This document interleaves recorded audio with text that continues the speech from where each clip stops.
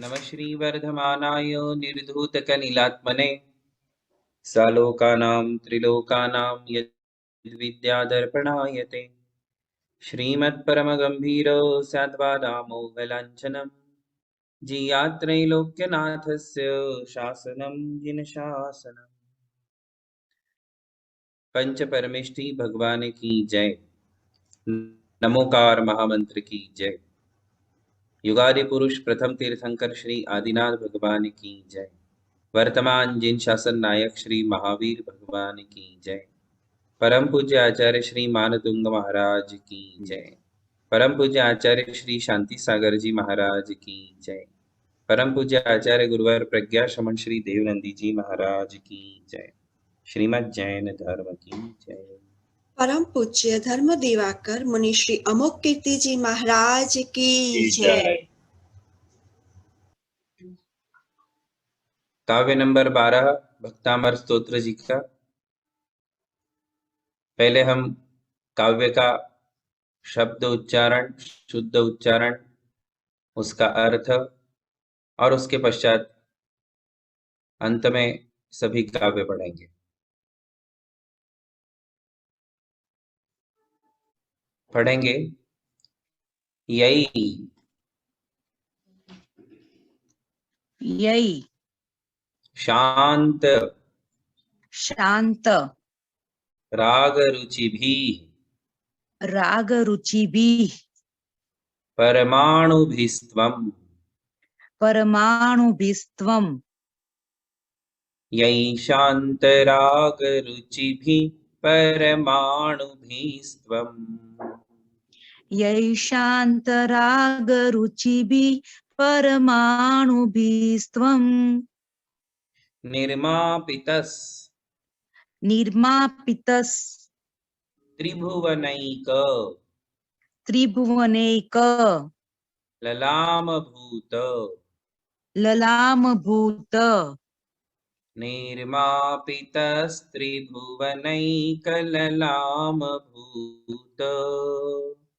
निर्मापितस्त्रिभुवनैकललामभूत तावन्त तावन्त एव एव खलु ते खलु ते प्यणवः प्यणवः ते प्यणवः प्यणवः ते प्यणवः पृथिव्यां पृथिव्यां तावन्त एव खलु ते प्यणवः पृथिव्याम् तावन्त एव खलु ते प्यणवः पृथिव्याम् यत्ते यत्ते समान समान मपरम मपरम नहीं नहीं रूपमस्ति रूपमस्ति यत्ते समानमपरम नहीं रूपमस्ति यत्ते समानमपरम नहि रूपमस्ति। और एक बार यही शांत राग रुचि भी परमाणु भी स्वम यह शांत राग रुचि भी परमाणु भी स्वम निर्मापितस्त्रिभुवनैकललाम भूत निर्मापित त्रिभुवनैकललाम भूत तावन्त एव खलु ते प्यणवः पृथिव्याम् तावन्त एव खलु ते प्यणवः पृथिव्याम् यत्ते समानमपरं नहि रूपमस्ति यत्ते समानमपरं नहि रूपमस्ति। हाँ बोलिए, आप ही बोलिए एक बार। ये शांत राग रुचिभिः परमाणुभिस्त्वं निर्मापित स्त्रिभुवनैकललामभूत तावन्त एव खलु ते प्रणवः पृथिव्यां यत्ते समानमपरं न हि रूपमस्ति। बहुत ही सुंदर, अच्छे से पढ़ा आपने, शुद्ध उच्चारण है आपका। जय जिनेन्द्र। अब आप पढ़िए, जय दोषी। नमोस्तु माजी। ओके, बोल ये हाँ। शान्तरागरुचिभिः परमाणुभिस्त्वं निर्मापितास्त्रिभुवने ककलामभूता तावन्त एव खलु ते प्रणवा पृथिवां यते समानमपरं न हि रूपमस्ति। बहुत ही बढ़िया, या बहुत ही अच्छे से पढ़ा। नमस्ते बोलते हैं। वेरी नाइस, आशीर्वाद। प्रद्युम्न जी कोठड़िया।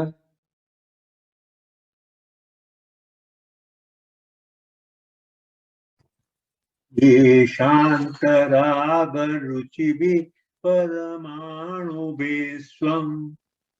निर्मापितस्त्रिभुवने कललामभूत तावन्त एव प्रणव पृथिव्यां यते समानमपरं न हि रूपमस्ति। बहुत ही बढ़िया प्रद्युम्न जी, बहुत अच्छे से पढ़ा आपने। बीना जी शाह, आएंगे बीना जी? हाँ पढ़ूंगी। ये शांत राग रुचिभिः परमाणुभिस्त्वं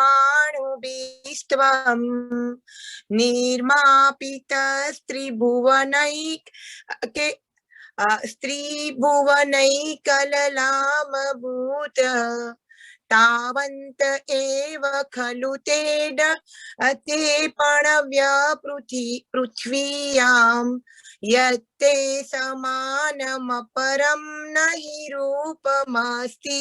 नमोस्तु महाराज। जी जी जी, अच्छे से पढ़ा। थोड़ा सा और करेक्शन करेंगे, अच्छे से हो जाएगा। लीजिए, अभी काव्य का अर्थ समझेंगे। यही शांत राग रुचि भी, यहाँ शांत और राग रुचि भी में एक स्पेस गलती से दिया गया है। ये पूरा एक ही शब्द है, शांत राग रुचि भी, है ना? यही शांत राग रुचि भी परमाणु भी स्वम निर्मापितः। यहाँ तक एक वाक्य बनता है। इसमें संबोधन है त्रिभुवनैक ललाम भूत, है ना?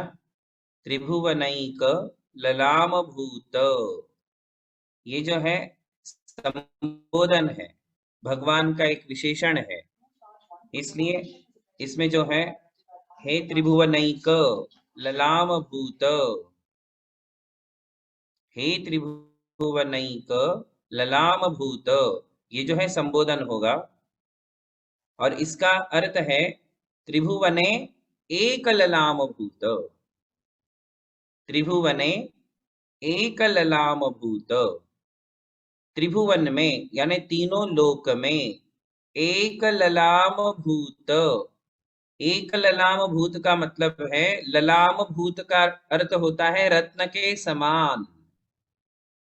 ललाम भूत, इसका अर्थ है रत्न के समान।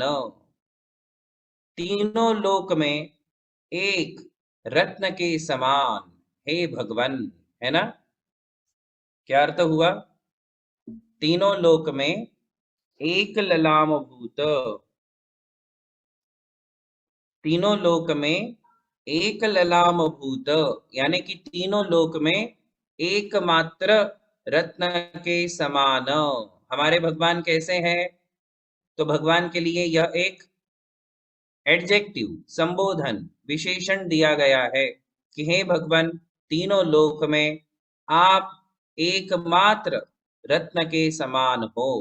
रत्न तो संसार में बहुत है, किंतु रत्न के समान यदि कोई है तो वे एकमात्र आप ही हो। इसलिए यहाँ त्रिभुवनैक ललाम भूत ये संबोधन शब्द है।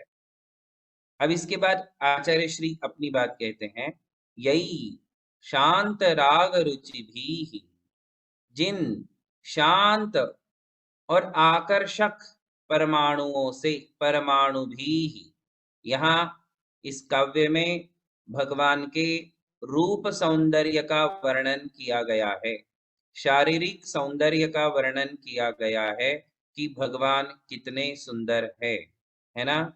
तो इस सौंदर्य का वर्णन किस तरीके से आचार्य श्री ने किया है, शैली कितनी सुंदर है देखिए। हे भगवान, शांत राग रुचि भी परमाणु भी, जिन शांत और आकर्षक परमाणुओं के द्वारा त्वम निर्मापितः, आपका निर्माण हुआ है। क्या कहा? जिन शांत परमाणुओं से आपका निर्माण हुआ है। अब आपका निर्माण होने का अर्थ क्या होना होगा? क्या आत्मा का निर्माण होता है? आत्मा का निर्माण होता है क्या? आत्मा का क्रिएशन है क्या? आत्मा का क्रिएशन होता है या शरीर का क्रिएशन होता है? बॉडी क्रिएट होती है या सोल क्रिएट होती है? आप सभी को पता होना चाहिए, जैन दर्शन के अनुसार आत्मा अनादि निधन है, आत्मा की उत्पत्ति नहीं है, आत्मा का क्रिएशन नहीं है, इसलिए आत्मा का विनाश भी नहीं है। जिस वस्तु का क्रिएशन होता है उसी वस्तु का डिस्ट्रक्शन होता है। जो वस्तु उत्पन्न होती है वही वस्तु नष्ट होती है। आत्मा का कभी विनाश नहीं होता। इसी का अर्थ है कि आत्मा कभी उत्पन्न नहीं होती है। हम सबकी आत्मा, भगवान की आत्मा, आपकी आत्मा, हमारी आत्मा, पेड़ पौधों की आत्मा, ये अनादि निधन है। आत्मा का निर्माण नहीं होता, आत्मा का विनाश नहीं होता। यह आत्मा केवल पर्यायें बदलती है ना। एक शरीर से दूसरे शरीर में, दूसरे शरीर से तीसरे शरीर में शरीर बदलता है, आत्मा नहीं बदलती। बदलती है क्या? कभी नहीं। शरीर बदलेगा, आत्मा नहीं बदलेगी। अब जब आत्मा एक शरीर से मुक्त होकर के दूसरे शरीर के लिए गमन करेगी, प्रयाण करेगी, तो उसके लिए नए शरीर की रचना होती है। हमेशा ध्यान रखना कि एक जीव जब मृत्यु को प्राप्त होता है तो मृत्यु के पश्चात अगली गति में जाता है। अगली गति में फिर उसके लिए कोई वहां शरीर रेडी नहीं रहता है, शरीर रेडी नहीं होता है। शरीर की उत्पत्ति होती है, शरीर की रचना होती है। प्रत्येक जन्म में हमारे लिए नए शरीर की रचना होती है और इस स्पेस में से वे परमाणु इकट्ठे होते हैं। हमारा जो ये स्पेस है, आकाश, 3 लोक की रचना आपने देखी होगी। इस त्रिलोक रचना में 3 लोक का आकार पता है ना आपको?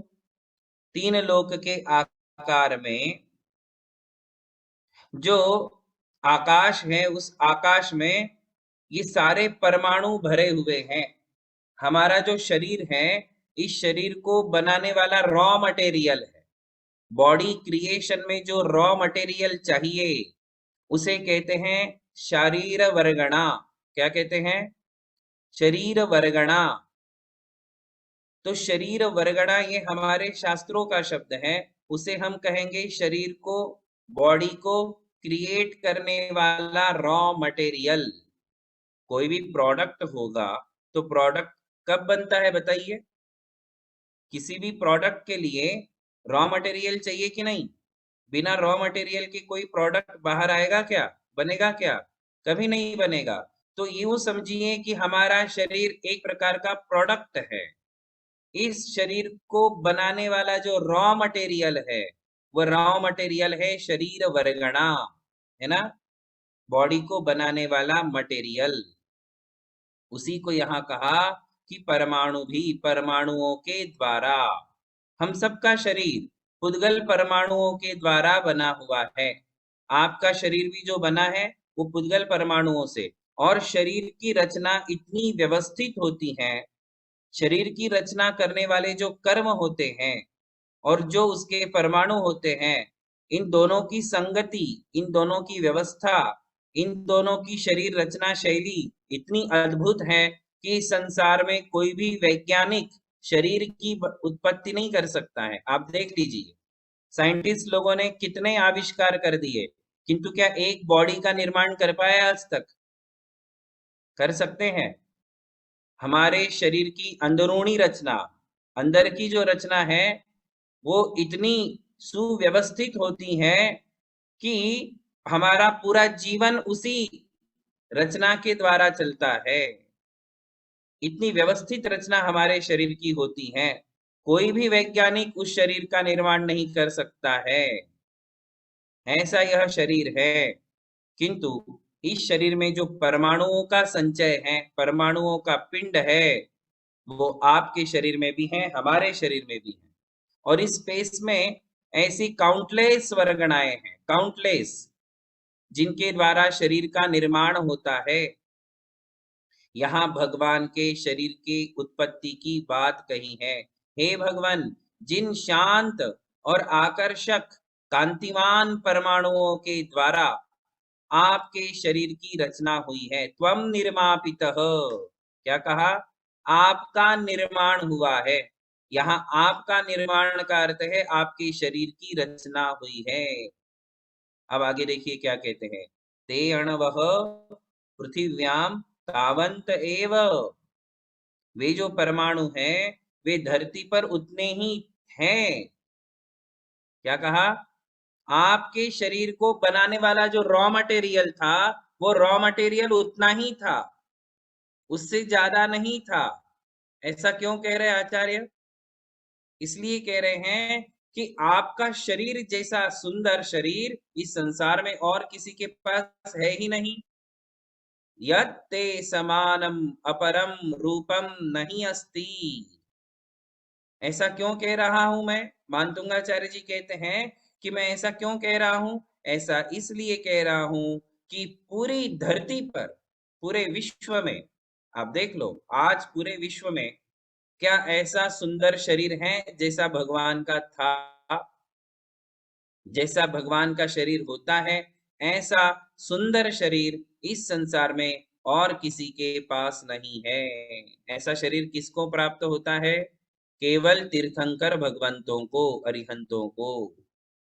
आपको याद है मैंने ABCD की क्लास में आपको पढ़ाया था कि भगवान का शरीर कैसा होता है।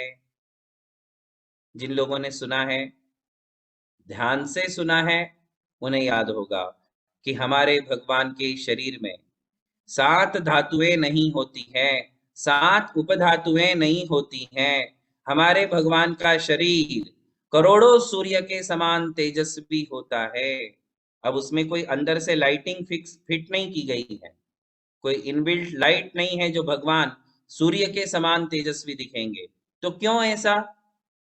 हमारे और आपके शरीर से कोई लाइट बाहर नहीं आ रही है। अंधेरे में हम खड़े हो जाएंगे तो हमारे बॉडी में से थोड़ा भी लाइट बाहर नहीं आता है कि जिससे कोई उजेला हो जाए। और भगवान जहां विराजमान हो जाते हैं, भगवान जहां विराजमान हो जाते हैं, वहां करोड़ों सूर्यों का प्रकाश है। कितना? उनके शरीर में से वो तेज बाहर निकल रहा है, करोड़ों सूर्यों का तेज। वहां किसी भी प्रकार की लाइटिंग अरेंजमेंट की जरूरत नहीं है। समो शरण सभा में जहां भगवान विराजमान हैं, करोड़ों सूर्यों का तेज है। शरीर के ऊपर 1008 शुभ लक्षण हैं। 1008 शुभ लक्षण शरीर के ऊपर हैं, करोड़ों सूर्यों का तेज है, और अत्यंत अनुपम, सुंदर, मनमोहक ऐसा चेहरा, सौंदर्य भगवान को प्राप्त है ना? इतना सुंदर शरीर है। तो आचार्य कह रहे हैं कि ऐसा रॉ मटेरियल संसार में और था ही नहीं, उतना ही मटेरियल था। क्यों ऐसा? ऐसा इसलिए कहा जा रहा है क्योंकि धरती पर खोज के देखो तो ऐसा शरीर देखने को नहीं मिलता है, ऐसा सौंदर्य देखने को नहीं मिलता है। धर्म स्नेही बंधुओं, भगवान के शरीर की जिन परमाणुओं से रचना हुई है, जिन वर्गणाओं से रचना हुई है, वे उतने ही परमाणु थे, उतनी वर्गणाएं थी, उससे ज्यादा नहीं। इसका भावार्थ ये है कि तीर्थंकर भगवान, जितने भी तीर्थंकर होंगे, एक नहीं, ये भगवान आदिनाथ की स्तुति इस भक्तामर स्तोत्र में की गई है। तो क्या भगवान अजितनाथ का शरीर वैसा नहीं था? क्या भगवान संभवनाथ का शरीर वैसा नहीं था? सभी तीर्थंकरों का शरीर, सभी अरिहंतों का शरीर परम औदारिक शरीर होता है, और परम औदारिक शरीर की यही विशेषता है। तो फिर क्या कहा जाएगा? ये कहा जाएगा कि जितने भी तीर्थंकर होते हैं, जितने भी अरिहंत होते हैं, उनके शरीर में जो रॉ मटेरियल है, वो रॉ मटेरियल अरिहंतों के लिए रिजर्व है। जो भी अरिहंत बनेंगे, तीर्थंकर बनेंगे, उनके शरीर के रॉ मटेरियल, क्रिएशन में लगने वाला रॉ मटेरियल जो है, वो कभी भी दूसरा व्यक्ति यूज करता नहीं है।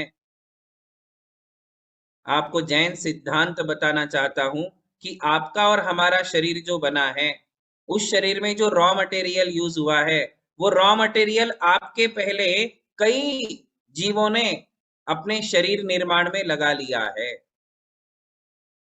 अर्थ समझ में आ रहा है? अभी आपके पास जो शरीर है ना, आपका शरीर, उस शरीर में जो बॉडी क्रिएशन में जितना भी रॉ मटेरियल लगा, जिसको वर्गणा कहते हैं, पुद्गल वर्गणा, ये वर्गणा पहली बार आपके शरीर में यूज नहीं हो रही है। आपके पहले अनंत जीवों का शरीर इन्हीं परमाणुओं से बन चुका है। जो रॉ मटेरियल आज आपकी बॉडी में यूज हुए हैं, वो रॉ मटेरियल अन्य अनंत जीवों के बॉडी क्रिएशन में यूज हो चुका है। हमारे और आपके बॉडी में आया हुआ रॉ मटेरियल, उसे कहते हैं गृहीत वर्गणा। शास्त्र में उसे क्या कहा है? गृहीत वर्गणा। हम सबका शरीर गृहीत वर्गणाओं से बना है। गृहीत वर्गणा यानी दूसरे कई संख्यात असंख्यात अनंत जीव उस हमारे इस शरीर के परमाणुओं को भोग चुके हैं। आज आप अपने शरीर का भोग कर रहे हो ना, भोग यानी यूज, आप यूज कर रहे हो ना अपने शरीर को। ऐसे आपके इस शरीर के परमाणुओं को दूसरे असंख्य जीव यूज कर चुके हैं। यानी हमारे लिए फ्रेश मटेरियल नहीं मिला, हमारी बॉडी क्रिएशन में फ्रेश मटेरियल यूज नहीं हुआ है, हमें ताजा मटेरियल नहीं मिला, हमको बासी मटेरियल मिला है, जो पहले असंख्य जीव यूज कर चुके हैं, भोग चुके हैं। ऐसा बॉडी मटेरियल हमारे लिए मिला है। इसे शास्त्रों में गृहीत वर्गणाएं कहते हैं। किंतु तीर्थंकर भगवान के, अरिहंतों के शरीर में जो रॉ मटेरियल यूज होता है, उन्हें अगृहीत वर्गणा कहते हैं। क्या कहते हैं? अगृहीत, यानी कि तीर्थंकरों के, अरिहंतों के शरीर में यूज होने वाला रॉ मटेरियल, वर्गणा, पहले किसी ने भी यूज नहीं किया है। वह मटेरियल रिजर्व्ड होता है स्पेस में, वो सिर्फ अरिहंत और तीर्थंकरों के शरीर में यूज होता है, उसे पहले कोई भी यूज नहीं किया हुआ है। फ्रेश मटेरियल से केवल तीर्थंकरों के शरीर की रचना होती है। और हमारा तो कई बार भुक्तोज्झिता मुहुर्मोहान मया सर्वेपि पुद्गला, है ना, उच्छिष्टेष्विव तेष्वद्य मम विज्ञस्य का स्पृहा। ऐसा इष्टोपदेश ग्रंथ में एक श्लोक है, उसमें कहा है कि आप सभी परमाणुओं को भोग करके छोड़ चुके हो, और आपके शरीर के परमाणु आज दूसरों के शरीर के परमाणु बन गए हैं। और जो आपके शरीर में परमाणु हैं, वो दूसरे लोग भोग चुके हैं, वो आप यूज कर रहे हो। यानी हम एक दूसरे का झूठा यूज करते हैं। झूठा होता है ना, जूठन, हम बोलते हैं ना भोजन में जूठा नहीं छोड़ना, किंतु हमारा शरीर ये अन्य असंख्य जीवों की जूठन है, ये कोई फ्रेश नहीं है। इसीलिए हम लोगों के पास ऐसा अनुपम सौंदर्य नहीं है। संसारी जीवों के पास भगवान जैसा सौंदर्य तीनों लोक में देवी देवताओं के पास भी नहीं है, मनुष्यों के पास भी नहीं है, नारकियों के पास भी नहीं है, तिर्यंचों के पास भी नहीं है। ऐसा अनुपम सौंदर्य केवल तीर्थंकर भगवान की ही प्राप्त है। लॉजिक समझ में आया सभी को? सिद्धांत समझ में आया कि क्या सिद्धांत है? कि भगवान के शरीर की रचना बिल्कुल यूनिक परमाणुओं से होती है, इसलिए भगवान का शरीर भी तीनों लोक में यूनिक है। अब इसके आगे हमें चिंतन क्या करना है? आचार्य कहते हैं कि हमें यूनिक बनने की कोशिश नहीं करना चाहिए वर्तमान में, है ना। आप कितना भी मेंटेन कर लो, कितनी भी इच्छा कर लो, आप यूनिक बनने वाले नहीं हो। बॉडी का मेंटेन करने से, शरीर को साज सज्जा करने से हम कोई यूनिक पर्सनालिटी बनने वाले नहीं है। तो फिर क्या करना चाहिए? यदि आपको वैसा सौंदर्य प्राप्त करना है तो हमारे आचार्य कहते हैं समव शरण में स्थित भगवान का ध्यान करना चाहिए। जब आप नमोकार मंत्र की माला करते हो या फिर दोनों हाथ पालथी लगा करके भगवान की मुद्रा में बैठते हो कभी कभी, तो हमारे लिए अनुप्रेक्षा में क्या विचार करना चाहिए? तो आचार्य कहते हैं समव शरण में बैठे हुए भगवान के शरीर का चिंतन करो, है ना। इसे पिंडस्थ ध्यान कहते हैं। कौन सा ध्यान कहते हैं? पिंडस्थ, पदस्थ, रूपस्थ और रूपाती, इनमें से इसे रूपस्थ ध्यान कहते हैं। क्षमा करें, पिंडस्थ नहीं, रूपस्थ। कौन सा ध्यान कहते हैं? रूपस्थ। 4 प्रकार के ध्यान हैं, पिंडस्थ ध्यान, पदस्थ ध्यान, रूपस्थ ध्यान और रूपातीत ध्यान। मेडिटेशन के 4 प्रकार ये ज्ञानार्णव ग्रंथ में आए हैं और उसमें कहा है रूपस्थ ध्यान करे। रूपस्थ ध्यान यानी अरिहंत भगवान के शरीर का चिंतन करे, उनके शरीर का ध्यान करे। जो लोग अरिहंत भगवान के शरीर का ध्यान करते हैं उनका शरीर स्वस्थ हो जाता है, निरोगी बनता है, शरीर की क्वालिटीज उन्हें प्राप्त होती है। कौन सा ध्यान करना? रूपस्थ ध्यान। और रूपस्थ ध्यान में क्या क्या चिंतन करोगे? कि भगवान का शरीर 7 धातुओं से रहित है, उपधातुओं से रहित है ना। उनके शरीर से निरंतर चंदन की खुशबू बाहर निकलती है, करोड़ों सूर्यों का तेज बाहर निकलता है, 1008 शुभ लक्षणों से सहित है, पद्मासन मुद्रा में विराजमान है, सौम्य चेहरा है, तेजस्वी चेहरा है, एकमात्र संसार में सुंदर और अद्वितीय भगवान का शरीर है। इस प्रकार का जो ध्यान किया जाता है उसे रूपस्थ ध्यान कहते हैं। उससे और एक लाभ हमारे जीवन में होता है, आप सभी के लिए अत्यंत लाभदायक बात बता रहा हूं। हमारे जीवन में जो लस्ट है, लस्ट काम वासना, जो एक दूसरे के शरीर के प्रति आकर्षण के भाव है, वो आकर्षण का भाव कम हो जाता है। क्यों? क्योंकि अरिहंत भगवान के शरीर को जिन्होंने अद्वितीय और सुंदर शरीर एक्सेप्ट कर लिया कि इस संसार में सबसे सुंदर कौन? भगवान। कौन है इस संसार में सबसे सुंदर? कौन? भगवान है। इस बात को जो एक्सेप्ट कर लेते हैं, इस बात पे जो श्रद्धा कर लेते हैं, फिर उन्हें दूसरों के शरीर का आकर्षण नहीं होता है। आज हमारे लिए ये सबसे बड़ी बीमारी है कि हम 30-40 की उम्र से 60-70 की उम्र में पहुंच जाते हैं, फिर भी शरीर का आकर्षण कम नहीं होता है। शरीर साथ नहीं देता है, फिर भी शरीर का आकर्षण कम नहीं होता है। ये जो काम वासना है, ये वेद कर्म के उदय से हमारे मन में ये विचार उत्पन्न होते हैं। इन विचारों को यदि जीतना है तो कहते हैं रूपस्थ ध्यान करे। और ये स्वीकार कर ले कि संसार में सबके शरीर अशुद्ध है। क्या सोचना? सबका शरीर अशुद्ध है, यूनिक शरीर किसी का नहीं है, अद्वितीय शरीर किसी का नहीं है, अद्वितीय सौंदर्य इस संसार में केवल भगवान का है। तो भगवान से सुंदर कोई नहीं है। तो ये आकर्षण हमारा कम होगा। जिस बाधा से हम गुजर रहे हैं, काम बाधा, काम वासना की बाधा, जो बाधा हम सोच के भी कम नहीं कर पाते हैं, उस बाधा को यदि हमें जीतना है तो हमें अरिहंत भगवान के शरीर का ध्यान करना चाहिए। तो दूसरों के शरीर का ध्यान कम हो जाएगा जो अरिहंत भगवान के शरीर का ध्यान करेगा।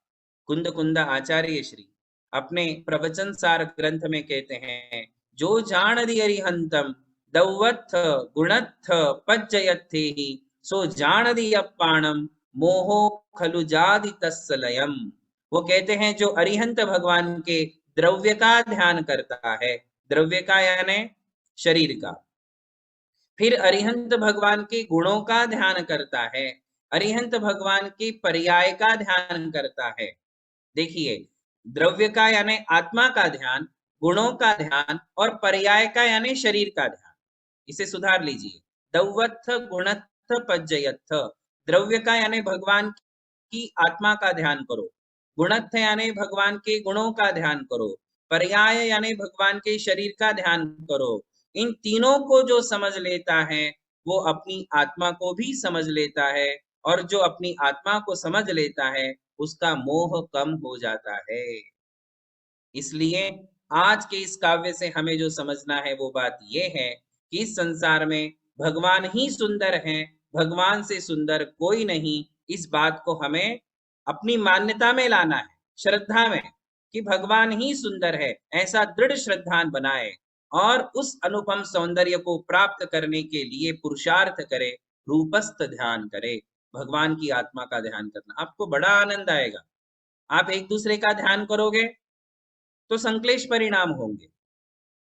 राग, द्वेष, ईर्ष्या, काम वासना, यदि हम एक दूसरे का विचार करते हैं, समाज के किसी व्यक्ति को याद करोगे, यदि हम अपने पति पत्नी को याद करेंगे तो फिर हमारे मन में संक्लेश परिणाम उत्पन्न होंगे। किंतु भगवान का यदि ध्यान करेंगे तो हमारा संक्लेश भी शांत होगा और हमारे विकार भी शांत होंगे। इस प्रकार ये 12वें काव्य का संपूर्ण अर्थ हुआ, है ना। अभी हम सब मिलकर के पूरे 12 काव्य पढ़ेंगे। भक्तामर प्रणत मौलिमणि प्रभाणा मुद्योतकं दलित पापतमोवितानम् सम्यक् प्रणम्य जिनपादयुगं युगादा वालम्बनं भवजले पततां जनानाम् यः संस्तुतः सकलवाङ्मयतत्त्वबोधा दुद्भूत बुद्धिपटुभिः सुरलोकनाथैः स्तोत्रैर्जगत्त्रितयचित्तहरैरुदारैः स्तोष्ये किलाहमपि तं प्रथमं जिनेन्द्रम्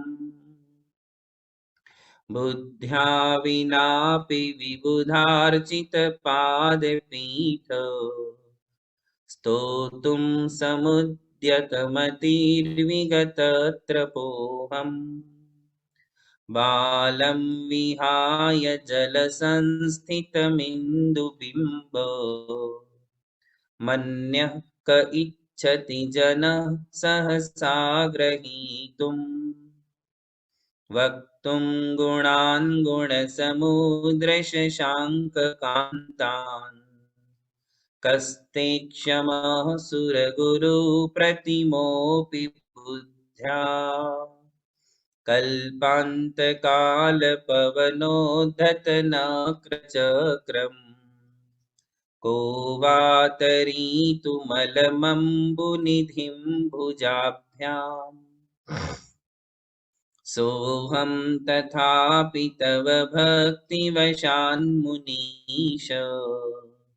कर्तुं स्तवं विगतशक्तिरपि प्रवृत्तः प्रीत्यात्मवीर्यमविचार्य मृगो मृगेन्द्रम् नाभेति किं निजशिशोः परिपालनार्थम् अल्पश्रुतं श्रुतवतां परिहासधाम त्वद्भक्तिरेव मुखरीकुरुते बलान् माम् यत्कोकिलः किल मधौ मधुरं विरौति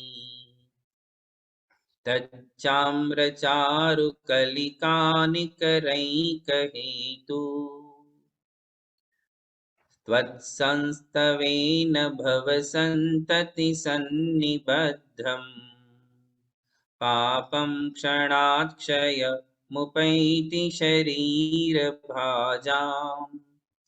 आक्रान्तलोकमलिनीलमशेषमाशु सूर्यांशु भिन्नमिव शार्वरमन्धकारम् मत्वेति नाथ तव संस्तवनं मयेद मारभ्यते तनुधियापि तव प्रभावात् चेतो हरिष्यति सतां नलिनीदलेषु मुक्ता फलद्युतिमुपैति ननोदबिन्दु